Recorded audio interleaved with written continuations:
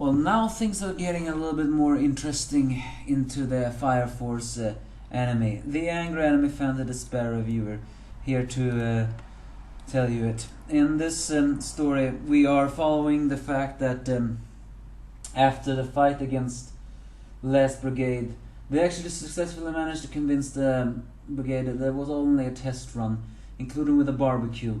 While the two captains having a talk, it's revealed that Princess Hibane was perfectly willing to, well, go evil and everything. But when Shinra punched her, she not only fell in love with him, but also began to feel like that heroism that she has missed for a very long time started to come back.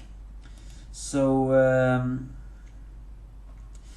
during this so Captain Burns, not Captain Burns, Captain Obi and Hibane decides to team up, even though they technically cannot stand each other.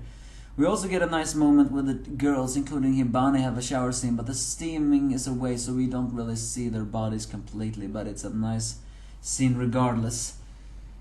And during Hibane's revealing that she has discovered, which she has examined the corpses of the charred people, that a lot of fire fiends appear during the first brigade's area.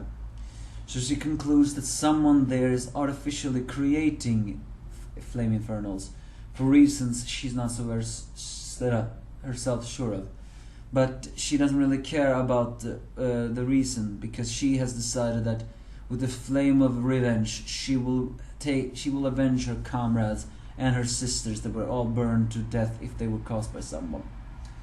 And during that time, Shinra and Arthur are sent to the First Brigade during a training run in undercover by Obi in order to do that, together with one of Hibane's recruits, the bubblegum guy, and also another guy, a very tall but meek talking man called Takaru Naoto, who, by the way, has a very wrong voice actor. I mean, don't get me wrong, that's actually a good voice actor, but I'm actually wondering why just that voice actor. He voices so many things. Couldn't you have given someone new that role?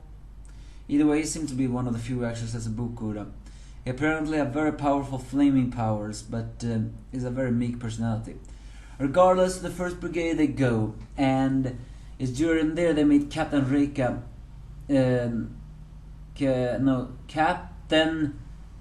Sorry, my mind is not exactly with me today. It's Captain Burns and his lieutenants, including one named Reika.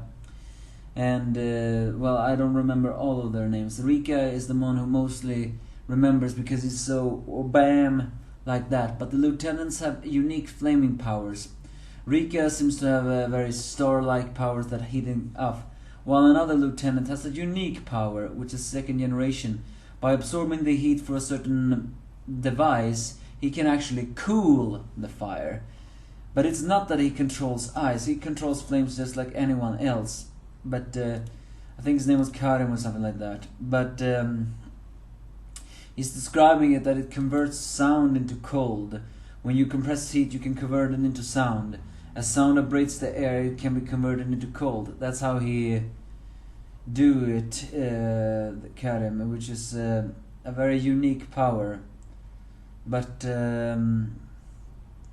it doesn't really matter anyway. So the lieutenants have truly strong power. But when Shinra has a sparring match against Captain Burns, because after all he is the one who asked for a sparring match against the others, Captain Burns truly has a unique flaming power. It seems that he absorbs the flames of others or can resist it. He can even block out Arthur's Excalibur, which, by the way, is said to cut through raw stone, steel and anything else. What makes it... he even declares a very badass line to Shinra one day, when he asks him, "Why did you become a fire soldier?" Shinra declares that his mother and brother died in a fire, and I'm gonna solve the mystery and make sure that this thing can happen again. I will be the hero that say the word from flames. Burns creates a very fierce burning, and just as with a badass boast, you have a long way to go and knocks him out in one hit. That is Captain Burns for you, a unique flame power, but mighty nonetheless. Regardless, someone in that troop is artificially creating flame peoples. Who knows who? But the story moving along, last week felt a little slow. It was a little bit emotional, but it still felt a little slow. But now it's starting to kick up the action again. I like that. And what else can we say about it? Well, we can say that the flaming powers are not just reserved for flaming powers per se. They can actually be used in a very creative other manner.